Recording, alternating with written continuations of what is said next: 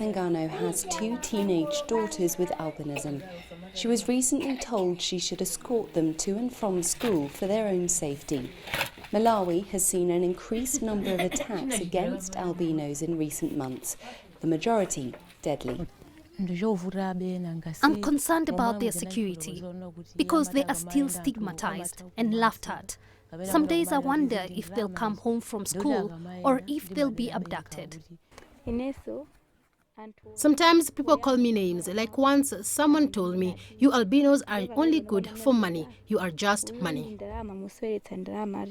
The attacks here are fueled by a lack of education and superstition. Albino body parts are used in witchcraft and can often be bought for thousands of dollars, meaning many people with albinism live in a constant state of fear.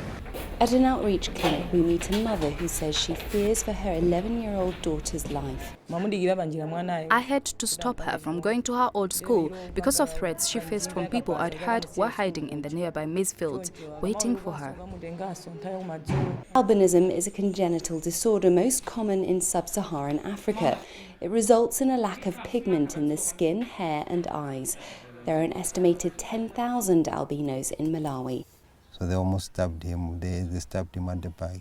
Rights groups say victims of attacks are often targeted by those closest to them and that their body parts are trafficked across borders. It's a regional problem because if you look at how it was happening in Tanzania and how it has trickled down to Malawi and Mozambique, and all these 3 countries in a way have been greatly affected currently. The pattern has been parents also involved in the fueling of the attack, close relatives who in true sense could have been providing the protection. So that has been the greatest challenge if you look at the attacks in Malawi.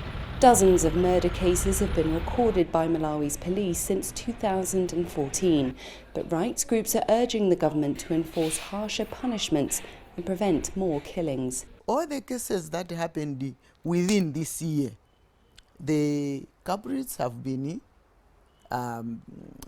apprehended, the cases have been taken to court, and sentences ranging from abduction and bodily harm have moved from 4 years to 17 years. Earlier this month, 2 men were sentenced to 25 years in prison for murdering a 17-year-old boy with albinism to sell his body parts in Mozambique.